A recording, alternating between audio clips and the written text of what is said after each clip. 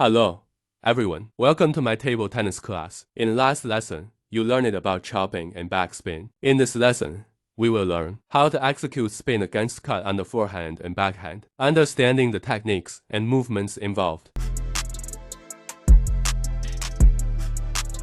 The trajectory of backspin shot is relatively low and has a significant amount of spin. After hitting the table, the ball follows a downward path.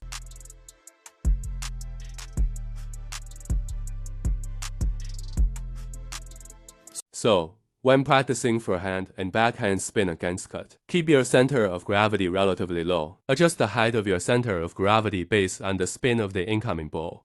When applying force, pay attention to using your hip joints and legs to generate a coordinated upward force from the lower body. The recommended contact point for brushing the ball is at the center.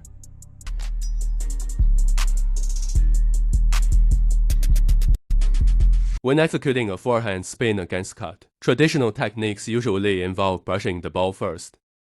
However, when I execute a spin against cut shot, I prefer a more direct impact. This results in a more powerful and faster shot. In essence, I use first to counteract the spin. So, when executing a forehand spin against cut, I don't deliberately emphasize the upward motion of the racket, as the contact point varies with each shot. I adjust my body and center of gravity based on the spin and angle of the incoming ball. Because every shot is different, you need to adjust based on the spin, angle, and length of the incoming ball, coordinating with your body and center of gravity.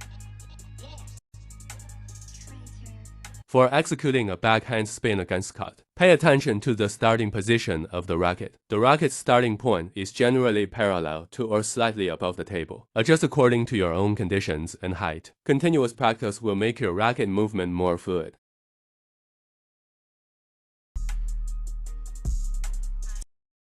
When executing a backhand spin against cut, I usually position my right foot slightly forward.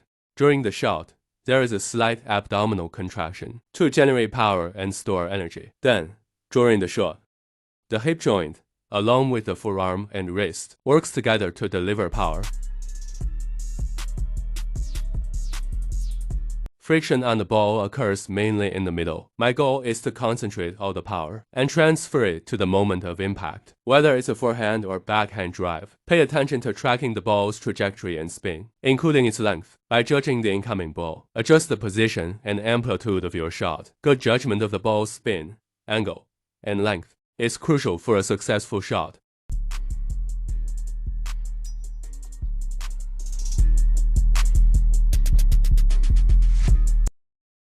When executing spin against cut shots, many people make two common mistakes. First is relying solely on the hand for power, which is incorrect. You should utilize the power of the hip joints and legs. The second mistake is tilting the hand upward during the shot, which hinders the upward motion.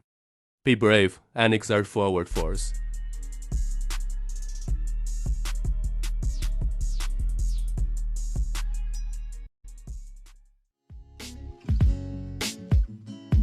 Alright, in this lesson, you've learned the techniques and skills of executing spin against cut shots on both forehand and backhand. Remember, the purpose of the opponent's spin against cut is to force you into a defensive position. So, when practicing, focus on not hitting the net. Don't overcomplicate it.